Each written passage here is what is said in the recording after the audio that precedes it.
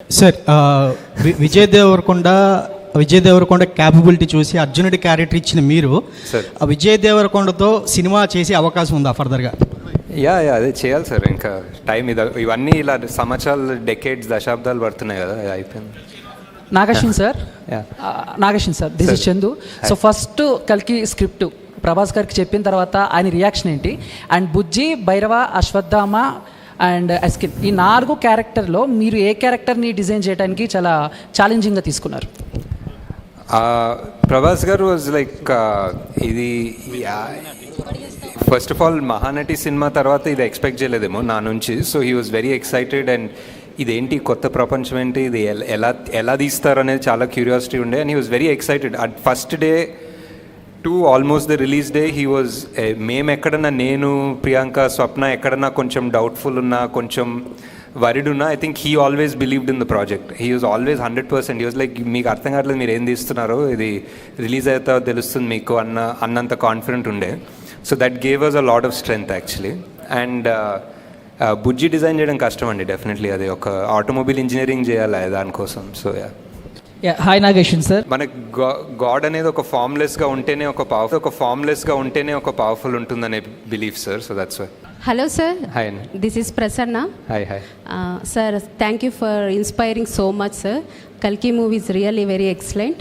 My question is, అందరం కూడా కల్కి ప్రాజెక్ట్కే అన్నప్పుడు ప్రభాస్ గారినే అనుకున్నాం కల్కి అని. బట్ ఇప్పుడు ప్రభాస్ గారు కర్ణుడుగా కనిపిస్తున్నాడు. సో కల్కిగా ఏ హీరో రాబోతున్నాడని ఎదురు చూస్తున్నాము. అండ్ నెక్స్ట్ మహాభారతంలో చాలామంది ఇన్స్పైరింగ్ క్యారెక్టర్స్ ఉన్నాయి. సో ఆ క్యారెక్టర్స్లో మిమ్మల్ని బాగా ఇన్స్పైర్ చేసిన క్యారెక్టర్ ఏంటి, ఎందుకు, ఏ పాయింట్స్లో ఆ క్యారెక్టర్కి మీరు ఇన్స్పైర్ అయ్యారు? అంటే ఇంకా పొట్టలోనే ఉన్నారు. సో యాక్టింగ్, కాస్టింగ్ గురించి వెళ్ళలేదు ఇంకా. So and second part, I think Mahabharatam A character గురించి చదివినా, ఆల్మోస్ట్ సెకండరీ క్యారెక్టర్స్ చదివినా వాళ్ళ బ్యాక్గ్రౌండ్ అండ్ వాళ్ళ బిల్డప్ ఉంటుంది. It's amazing. సో వాళ్ళే మెయిన్ క్యారెక్టర్స్ అనుకుంటాం. That's the way Mahabharata is return and it's beautiful. But obviously, like so many people, and very obviously because I put it, Karnadu is one of my favorite characters. Okay sir. So Nagi garu, who is Kalki sir? కల్కిగా ఏ hero రాబోతున్నారు? అదే ఇంకా పొట్టలోనే ఉన్నారని చెప్పా కదా, ఇంకా చాలా టైం ఉంది. నేను వెంకట్ 10TV సార్. అంటే ప్రభాస్ గారిని క్లైమాక్స్లో మీరు కర్ణుడిగా రివీల్ చేశారు కదా, కర్ణుడు అంటే నెగిటివ్గా చూపించబోతున్నారా లేకపోతే పార్ట్ 2లో ఏ విధంగా చూపించబోతున్నారు? అదొకటి. నెక్స్ట్ సోషల్ మీడియాలో బాగా వస్తుంది ఏంటంటే శ్రీకృష్ణుడి పాత్ర మహేష్ బాబు చేస్తే బాగుంటుంది అనేది వస్తుంది. క్లైమాక్స్లో చాలా పాజిటివ్గానే ఉంటుంది కదా సార్, లైక్ ఏ యాంగిల్లో నెగిటివ్ ఉండదు. ఐ ఫీల్ ద కర్ణుడు క్యారెక్టర్ ఇస్ సంథింగ్ ఇండియాలో ఎక్కడ, మన తెలుగులోనే కాదు, నార్త్ ఎక్కడ చూసినా there is always one love for that character.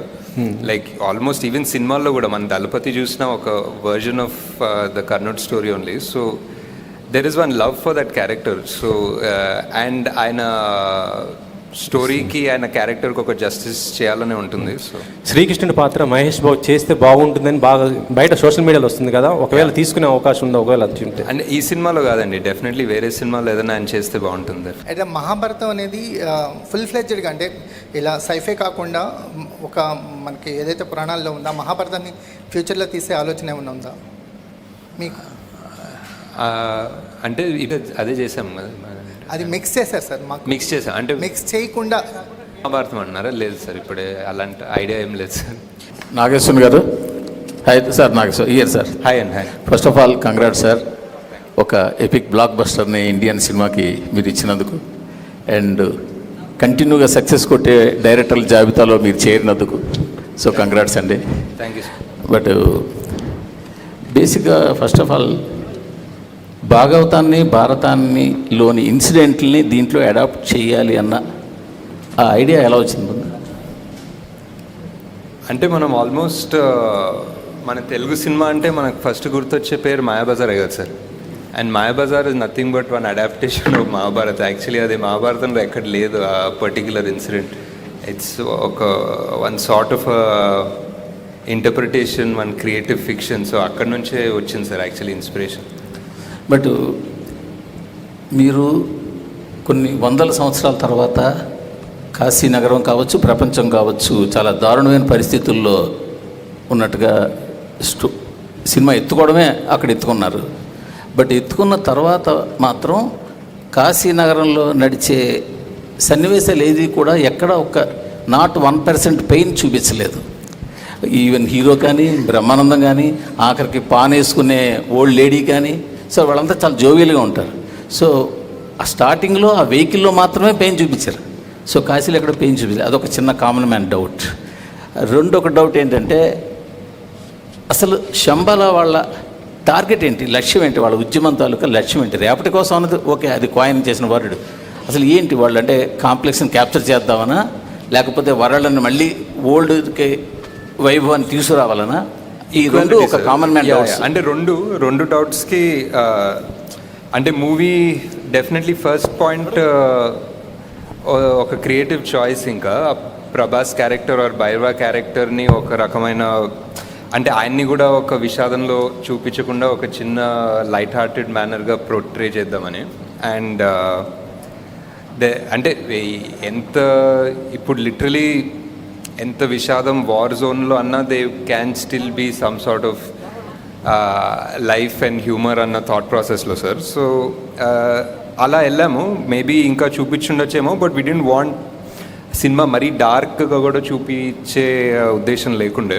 And second thing, Shambala main ఉద్దేశం ఏంటంటే మళ్ళీ ఒక బ్యాలెన్స్ తీసుకురావడం. కాంప్లెక్స్ అనేది ఒక బ్యాలెన్స్ తీసేసింది వరల్డ్లో ఉన్న రిసోర్సెస్ అంతా సక్ అవుట్ చేసేసి అంతా వాళ్ళ కోసమే పెట్టేసి హ్యావ్స్ హ్యావ్ నాట్స్ అన్న concept almost.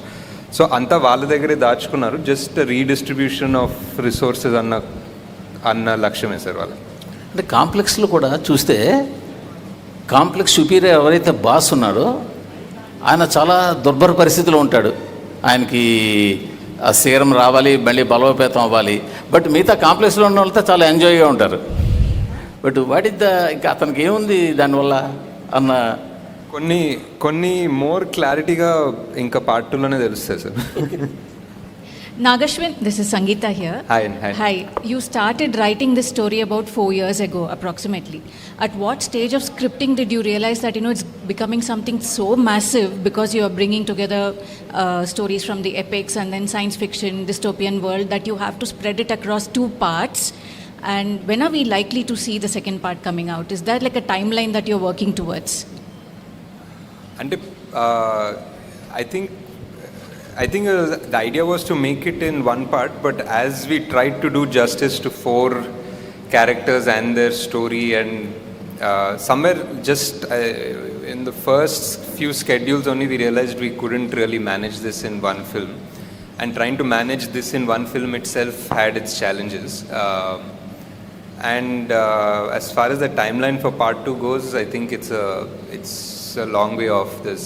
I think there's a lot of work to still do.